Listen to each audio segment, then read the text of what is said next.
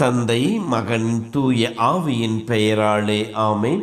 மூவொரு கடவுளுடைய அருளும் ஆசீரும் பாதுகாப்பு வழி நடத்துதலும் உங்களோடு இருப்பதாக. பொதுக்காலம் 31வது வாரம் செவ்வாய்க்கிழமை. இயேசுவில் என் அன்பு சொந்தங்களே, 1 பேதுரு 4:10 இவ்வாறு சொல்லப்பட்டிருக்கின்றது: நீங்கள் ஒவ்வொருவரும் கிறிஸ்துவின் பல்வேறு அருட்கொடைகளுடைய சீரிய பொறுப்பாளர்கள். ஆகவே நீங்கள் பெற்றுக்கொண்ட அருட்கொடைகளை பயன்படுத்தி ஒருவருக்கு பணிபுரியுங்கள் என்று அழைப்பார்.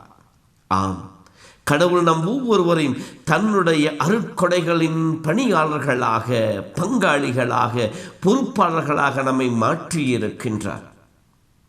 நம் ஒவ்வொருவருக்கும் நம்முடைய வாழ்க்கை நிலைக்கு ஏற்றாறு போல அருள் வரங்களையும் ஆசீர்வாதங்களையும் பொழிந்து நம்மை வழிநடத்துபவராக இருக்கின்றார். எல்லோருக்கும் ஒரே விதமான ஆசீர்வாதங்களை கடவுள் கொடுத்து விடுவதில்லை. அவரவர் வாழ்க்கைக்கு ஏற்றாறு போல ஆசீர்வாதங்களையும் அருட்கொடைகளையும் வழங்குபவராக இருக்கின்றார். இன்றைய முதல் வாசகங்களை படிக்கின்ற பொழுது ஒருவருக்கு இறைவாக்கு உரைக்கும் ஆற்றல், ஒருவருக்கு அதை வெளிப்படுத்தி காட்டுகின்ற ஆற்றல், கற்பிக்கின்ற ஆற்றல், ஊக்குவிக்கின்ற ஆற்றல், திடப்படுத்துகின்ற கொடை, இப்படி வெவ்வேறு விதமான அருட்கொடைகளை கடவுள் தன்னுடைய பணியாளர்களாகிய சீடர்களுக்கு நமக்கு கொடுத்திருக்கின்றார். இப்படி இறைவன் கொடுத்த அருட்கொடைகளை முதலிலே அடையாளம் கண்டுகொள்ள வேண்டும். இறைவன் எனக்கென கொடுத்திருக்கின்ற ஆசீர்வாதம் என்ன, அருள் வரம் என்ன என்பதை கண்டுகொள்ள வேண்டும். பெரும்பான்மையான சமயங்களில் பிறரிடம் இருக்கின்ற அருட்கொடைகளை பார்த்து நாம் வேதனைப்படுகிறோம், விரும்பி இருக்கின்றோம். ஆனால் என்னிலே கடவுள் வைத்திருக்கின்ற அருட்கொடை என்ன, எனக்கென கடவுள் கொடுத்திருக்கின்ற தனிச்சிறப்பான ஆசீர்வாதம் என்ன என்பதை நாம் கண்டுகொள்ள வேண்டும். அப்படி கண்டுகொண்டு அதிலே வளர வேண்டும், அதை பயன்படுத்த வேண்டும். சொல்வார்களவா, இறைக்கின்ற கிணறில்தான் நீர் ஊறும் என்று சொல்லுவார்கள். இறைக்காத கிணறிலே பழைய தண்ணீர் அப்படியே தேங்கி நிற்கும். அந்த தண்ணீர் நாற்றம் எடுக்க ஆரம்பிக்கும், எதற்கும் பயன்படாது. அங்கே கொசுக்களும் ஈக்களும் உருவாக ஆரம்பிக்கும் என்று சொல்லுவார்கள். நம்முடைய வாழ்விலே இறைவன் கொடுத்த அருள் வரங்களை பயன்படுத்த அதற்கான ஆசீர்வாதங்கள் இன்னும் பன்மடங்காக நம்மிலே கடவுள் சேர்த்து கொடுப்பார். பயன்படுத்துவோம். அடையாளம் கண்டு கொண்டதை பயன்படுத்துவோம்.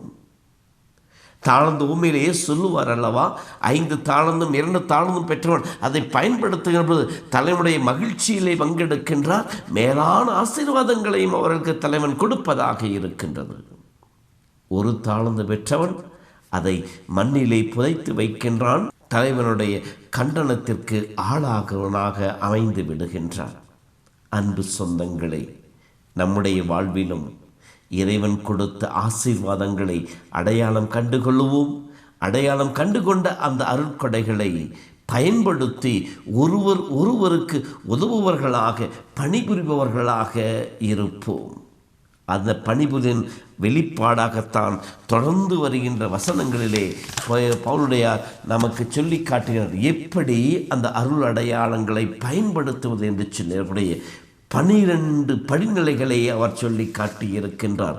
1ஆவதாக கள்ளமற்ற அன்பு, சூதுவாது இல்லாத அன்பாக, வெளிப்படையான அன்பாதான் கடவுள் சொல். குழந்தைகளைப் போல நீங்கள் மாறாவிடில் விண்ணரசில் நுழைய முடியாது என்று சொல்லி, கள்ளம் கபடம் இல்லாத அன்பு, தீமையை வெறுத்து நன்மையை செய்கின்ற குணம், தீமைகளை அகற்றி நன்மைகளை செய்கின்ற குணமாக இருக்க வேண்டும். உளம் கனிந்த அன்பு, உள்ளத்திலிருந்து வெளிப்படுகின்ற இரக்கமும் பரிவும் நிறைந்த அன்பாக இருக்க வேண்டும். 4ஆவதாக பிறரை உங்களை விட மேன்மையானவர்களாக நிலையுங்கள். உயர்வு மனப்பான்மை, தன்னை பற்றியல்ல பிறரிலும் ஆசீர்வாதம் இருக்கிறது. பிறரும் கடவுளுடைய கொடை உரு என்பதை சாய் என்பதை ஏற்றுக்கொண்டு பிறருக்கு கொடுக்க வேண்டிய மரியாதையும் மதிப்பையும் கொடுப்பவர்களாக இருக்க வேண்டும். விடாமுயற்சி, அயராத உழைப்பு இருக்க வேண்டும். தளர்ந்து போகாத ஊக்கமோடு செயல்படுகின்ற, ஆண்டவரை நம்பி செயல்படுகின்ற உள்ளம் நம்மிடம் இருக்க வேண்டும். இருப்பதை கொண்டு மகிழ்ந்திருப்பது, இல்லாததை கண்டு வெதும்புவதை விட இருப்பதிலே மகிழ்ச்சி காண நாம் விளைகின்ற பொழுது ஒவ்வொரு நாளும் நாம் அமைதியும் ஆறுதலும் பெற்ற பிள்ளைகளாக இருப்போம். துன்பத்திலே மனம் தளராது இருப்பது, எதிர்ப்புகள், ஏமாற்றங்கள், சங்கடங்கள், சறுக்கல்கள், வீழ்ச்சிகள், அவமானங்களை நாம் சந்திக்கிற பொழுது மனமுடைந்து போகாமல் அதை படிக்கட்டுகளாக மாற்றி, எங்கே நீ வீழ்ச்சியுற்றாயோ அங்கே நான் மேன்மைப்படுத்துகிற கடவுள் நம்பிக்கை வைத்து மனம் தளராமல் எழுந்து நடப்பவர்களாக இருக்க வேண்டும். அதற்கு துணை புரிக்குரிய இறை வேண்டலில் நிலைத்திருக்க வேண்டும். தினமும் ஜெபிப்பவர்களாக, இடைவிடாமல் ஜெபியுங்கள் என்ற வார்த்தையின் பிரகாரம் எப்பொழுதும் ஜெபத்தின் வழியாக வலிமை பெற்றவர்களாக இருக்க வேண்டும். நம்மோடு இருக்கின்ற, இயலாமையிலே பலவீனத்தில் இருக்கின்ற மற்ற சகோதரர்களுக்கு உதவி செய்பவர்களாக இருக்க வேண்டும். இறைவன் எனக்கு கொடுத்த நேரத்தையும் திறமையும் வாய்ப்பையும் ஆசீர்வாதங்களையும் பிறரோடு பகிர்ந்து கொண்டு வாழ்பவனாக இருக்க வேண்டும்.